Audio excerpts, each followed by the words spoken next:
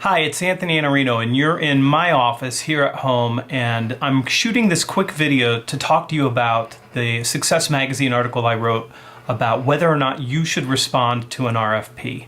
And look, you get RFPs and it feels like an opportunity to do business with your dream client, that client for whom you can create exceptional value, what I call breathtaking, earth-shattering, jaw-dropping, results-oriented value. That's what dream clients are. They're the people who you do the best work for. So something shows up on your desk and of course you want to compete for that opportunity, but does it really make sense? And the first question you have to ask yourself, and you can go through these questions with the attached worksheet. Why are you getting this RFP? Is it because you're in front of the opportunity? Have you reached out to this client and had so many meetings with them that it's only natural that they would give you this RFP? Or are you what we call column fodder? Have they already made the decision that they're going to give this to one of your competitors and they're only sending you the RFP because they need to fill in the other columns on the spreadsheet and they need to have other competitors to say that they did a fair evaluation? This really happens, so you have to be honest with yourself and say, this is why I'm getting it, I know that. Now I have a choice to make. I can either turn it in knowing that I have a very, very low likelihood of winning, or I can ask to do something different and break out of the box. And that's what you want to try to do. You want to try to get out of the box as fast as you can. So the next step that we'll go through on your worksheet is to say this. What do you need to do to position yourself to win? You've got a sales process, and maybe you've never thought of this, and maybe you've never done it before, or maybe you've got something that's well documented and written. But you want to look at your process and you want to say, what do I normally do when I win an opportunity? What kind of meetings do I have? What kind of information do I gather? What kind of conversations do I have to have so that people really understand how I can make a difference? And you need to have a list of that because most of the value that you create is early in the sales process. Because your dream client's letting an RFP, you're late in the sales process. So what you need to do is decide, what do I need? And make a list. What does that process look like? What meetings do you have? What kind of conversations do you have? What questions do you need answered to do that? And this is step 3. Make a list of what you need. Who do you normally need to meet with? What kind of stakeholders? Is it usually just the decision maker?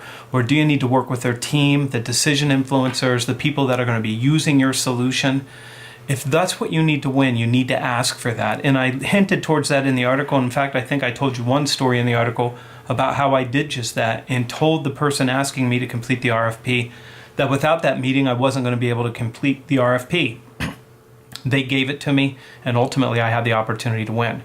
What information do you need? Make a list of that. What kind of questions do you need answered? Who do you need to meet with? Don't be afraid to ask for that meeting because that meeting is what's going to differentiate you and give you an opportunity to win. Now, before you make this call, we need to deal with step 4 on your worksheet. How does this benefit your client? Because if you can't tell the client how this helps them, then they're not going to give you a yes answer to your question. So you might have to say something that sounds like this. Listen, I need this information because turning in this RFP without knowing what I'm really doing here is criminal negligence. I can't do that because it wouldn't be serving you.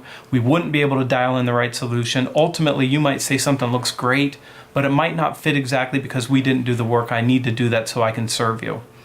You might also need to say, I need access to these people because unless I understand exactly what they need, there's no way that I'm going to be able to succeed for them in the future. And if I were them, I would vote no and say, don't bring me in either because I don't even know this person. They never spent any time with me. They don't know my needs, and I don't know if I can trust them or whether or not they care about my outcomes. If you say that, you get a shot, and it's not a 100% shot, but you get a better shot of asking for what you need and getting it. So you have to be prepared to justify what you're asking for and make it about them. It's not about you. Okay, you've done this. You've done step 1. You've decided why you're getting the RFP, and that may be your column fodder. You looked at number 2. You looked at your sales process to decide where in that process do you create value so you could figure out what you need to do to win. Number 3, you made a list of all the things that you need to ask for, whether it's access or information or something I didn't cover here.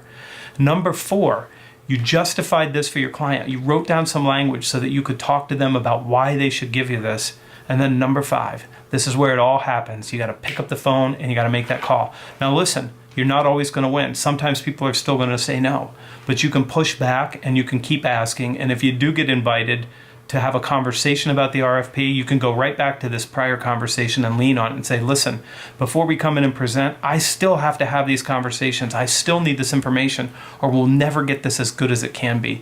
Does that make sense? Okay, that's what I've got for you here. I hope you enjoyed this. I hope you find it useful and that it brings value to you. I'm Anthony Iannarino. You can find me here at Success Magazine, and you can find me at thesalesblog.com. Look forward to seeing you soon.